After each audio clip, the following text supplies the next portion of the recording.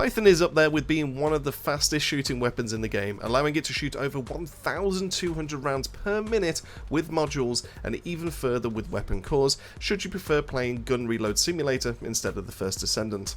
That said, the Python is able to dish out some nasty single target damage when built right, and we'll be looking into how to maximise the damage per bullet and take advantage of that blazing rate of fire. So in today's video we'll be looking at my current build for the Python SMG, breaking down what stats you need to be able to and should be building into, how best to maximise its DPS, and if it's worthy of your weapon cores. So strap yourself in and let's get to it. So as we always do, let's start talking about what the gun is and what it does so well. Now, when it comes to the Python, the unique ability is fairly simple, so let's start kicking off with that one. On hitting a weak point, we get to inflict prey, and what prey does is for a 2-second duration, unless you keep refreshing it, up to 28 max stacks. We're essentially able to reduce non-attribute resistance as well as toxin resistance. Now, this won't necessarily help you out with the original style, like standard bullets, because we all know that bullets go off of defense rather than being able to go off resistances, but the toxin resistance definitely will be the case. Now, the reason why is because if we go back over to the information, you can see that we do have a base amount of toxic attack, which is brand new to the Python because of the weapon core system. Now, we do get 6,669 points of toxic damage, which is quite interesting as a number, but hey ho, that's what they decided to go for. And being able to go into that means that we can actually increase the amount of toxic damage, and by increasing our toxic damage, we're able to keep hitting weak points and be able to reduce their resistance. This is similar in kind of a way as to why we went for high voltage plasma when it came to the Voltia. Essentially, we're reducing their resistance to be able to do even more electric attack. Well, in this case, we can actually have that already built in with the gun when it comes to the Python, so we can investigate even more and be able to invest even more when it comes to the amount of DPS we'll be chucking in. Now, when we have a look at the information screen, we can see that we do have firearm attack, we do have toxic attack, so it makes the most sense for us to lean into that side of things. We can actually get some really nice bonuses by increasing our toxic attack at the same time, and being able to get both of these numbers to be kind of near each other, so it makes the most sense to be able to go into both. On top of that, reload time is fairly okay. It's at 1.5 seconds, so it's not the worst thing in the world. Rounds per magazine does sit at 30 at base, and obviously this is something that we would look to increase through things like cores as well as modules. And then lastly, when it comes to critical hit rate compared to weak point damage, critical hit rate is abysmal when it comes to the Python, so normally you don't really want to go into a crit rate build with the Python. Technically there are ways that we can get around this, but there's not really a way to be able to make it consistent enough, and I think that is also the case when it comes to Haley. So it actually makes the most sense to be able to go into a non-crit build, but also going into weak point damage, because our 2x multiplier means that we're going to get even more benefits from being able to go into those kind of modules. Being able to go into the modules of choice, which we will be talking about in this guide, we will be able to see that of a 5.5x weak point multiplier, and that is going to be on top of everything when it comes to being able to reduce resistances, as well as all this extra damage that we're going to be chucking out with the firearm and toxic attack. So let's start talking about modules, and let's start building this in front of us. Of course, we do have the tried and tested when it comes to the first two modules that we should be slotting in, and that's rifling reinforcement as well as action and reaction. Now, one thing to note with action and reaction is this is going to add recoil. The Python is already pretty much a laser beam when it comes to its initial accuracy, but adding in some recoil is actually going to give us a couple of problems. There are ways that we can get around this. There are a couple of modules that can really just kind of help benefit, and that might actually be something that you might want to swap in depending on what kind of like skill level you have when it comes to aiming your weapons, but we'll talk about that a little bit later down the line. Now, one of the other things that we will be going for as well is, because we already have a really fast rate of fire, is we will be looking to expand that even further, and we are going to be going for our fire rate up. Now, one thing to note with this is that this depends on what kind of like platform you are currently playing on, and also your FPS. Now, it's been widely noted in the community about how the first Descendant affects your fire rate depending on what kind of frame rate you have. Vash did a fantastic video being able to break down as to what kind of limitations your system and what kind of like FPS limits you actually have set for the game. It found out that pretty much around about the 1,300 kind of RPM mark for PC was around about the limit before you start losing bullets, as in like they literally just disappear. But if you are going to be using this on a console, then actually taking off the rate of fire mod potentially could be the way to go, because it means that your system will not be able to keep up with the rate of fire, and it's not going to be registering some of those bullets, so you won't actually be dealing with some damage. damage. So this build essentially is going to include this, but you can absolutely swap this out to be able to help out with something else. You can definitely chuck in a different kind of mod, but something like magazine size to be able to help you out with some consistency would probably not be a bad shout. But obviously, if you are going to be playing on console, then rate of fire or fire rate up is not necessarily going to be helping you out too much, but I highly recommend that you go check out Vash's video before you decide what module you want to be able to put in for this slot right here.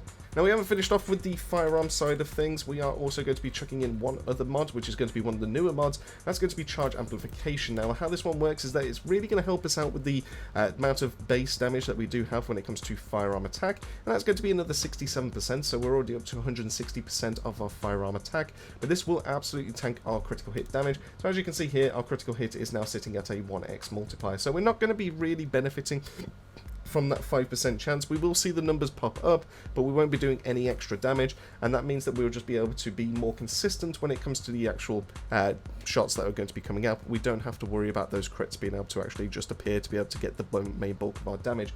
This means that we will be focusing on the amount of base damage we're doing to be able to chuck into our weak point, so we will be doing even more damage that way. Now, speaking of weak points, we do have a couple of mods that are going to help us out here.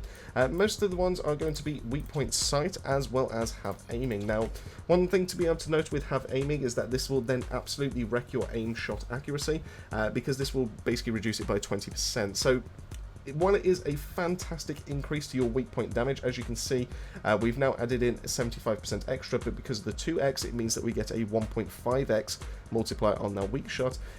It is absolutely going to tank our accuracy. So there are ways that we can get around this. I will be discussing that a little bit more when we get to the cores, but just know when it comes to accuracy, it is essentially going to be painful unless you get the right rolls when it comes to your cores side of things.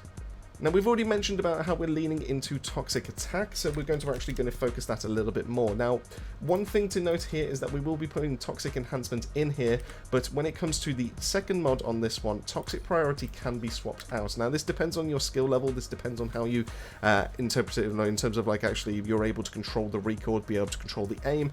You can absolutely swap this one out to be able to help you out with the recoil side of things. Now, there are ways that we can actually go about changing this through like weapon cores and things like that. We don't actually have to worry about slotting in vibration absorption or being able to go into fixed shot, for example.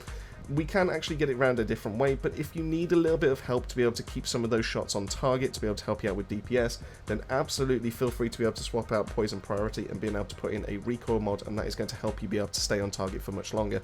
The reason why is because the next yellow mod that we're going to be chucking in here is going to be called Real Life Fighter. Now, Real Life Fighter is a fantastic mod, and it works really nicely in tandem with what the Python is pretty much trying to do. You're aiming for weak points, you might as well get extra benefits from hitting those weak points. So in this case, Real Life Fighter will be increasing our firearm attack by 10%, all the way up to 10 stacks, meaning that we can get an extra 100% increase to our firearm attack, which is fantastic.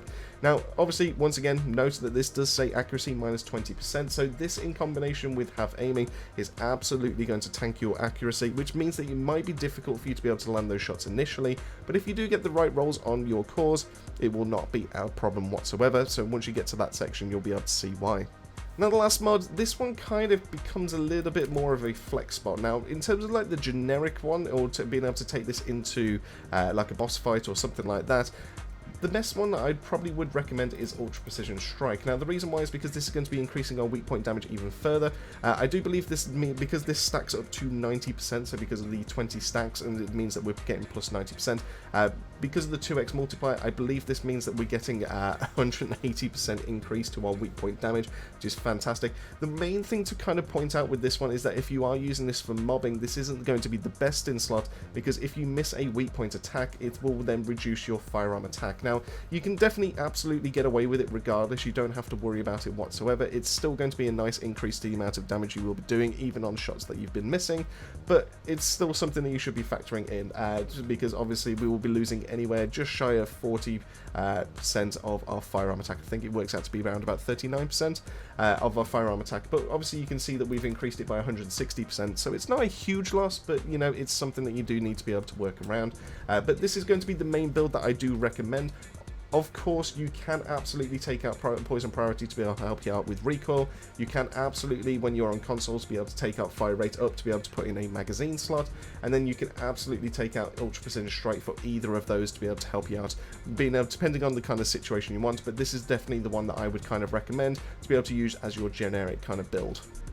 Now swapping over to GunGley, this is a little bit different. This isn't going to be a massacre build. I've yet to actually finalise my massacre because I'll be honest with you, I haven't spent a lot of time when it comes to Gley. I've just primarily just had the modules in to be able to get my shotguns pretty much going, and then that is pretty much it. So in terms of like massacre, I haven't really got a build for that just yet, but GunGley is still a fantastic one to be able to go for.